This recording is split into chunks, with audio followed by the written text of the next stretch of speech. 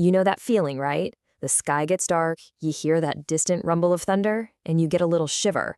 For most of us, it's just a fleeting moment. But what if that rumble wasn't just noise? What if it was the start of, well, pure terror? That's exactly what we're going to dig into today, that intense fear of storms. So there's a line, isn't there? A line between having a healthy respect for a powerful thunderstorm and something much, much deeper. That's the real question we're tackling. When does a little bit of caution turn into a truly debilitating phobia? And that phobia, it has a name: Keraunophobia. The official definition is an intense and irrational fear of lightning, which brings on extreme anxiety during thunderstorms. Now, the words that really matter here are intense and irrational. We're not just talking about a dislike for rainy days. This is a profound and overwhelming fear that takes over.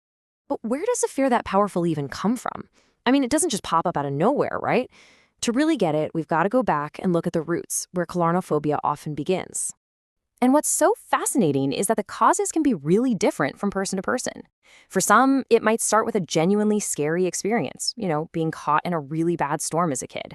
For others, it could be more of a sensory thing. They're just extra sensitive to those sudden bright flashes of lightning or the loud cracks of thunder. Sometimes it's a fear from childhood that just never went away. And in other cases, it can actually be tied to a bigger underlying anxiety disorder. So you see, there are a bunch of different paths that all lead to the same place. Okay, so we know where it might come from, but what does it actually feel like? What does it do to a person's life? Because the impact goes way beyond just being scared for a couple of hours.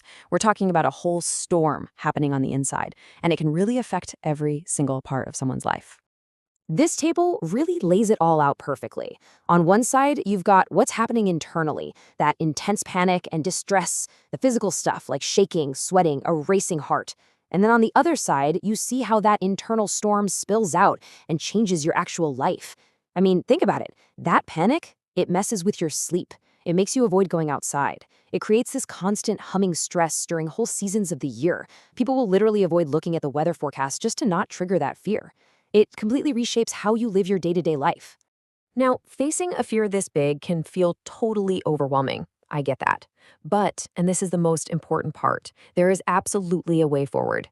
The great news is that Keraunophobia is manageable. So let's take a look at the proven ways to find some calm in the middle of the storm.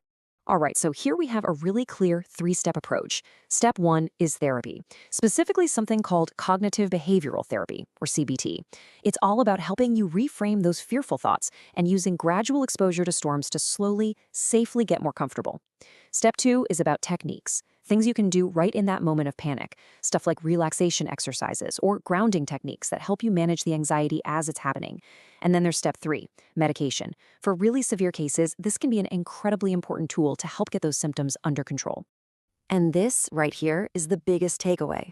This fear, even though it feels so intense and so powerful, is not something you're just stuck with forever. With the right help and the right strategies, it is absolutely something that can be managed.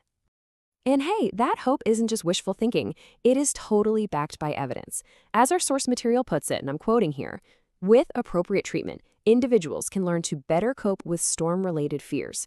It really points to a clear, achievable path forward. And that kind of brings us to a final, bigger thought. When you start to understand a specific phobia, like this one, you're not just learning about a fear of storms. It really opens up a much larger question, doesn't it? It makes you think about how all fears, whether they seem rational or not, take root in our minds. And maybe more importantly, how we can find the tools and the courage to face them. So I'll leave you with this. What does this teach you about the nature of fear itself? Thanks for joining me.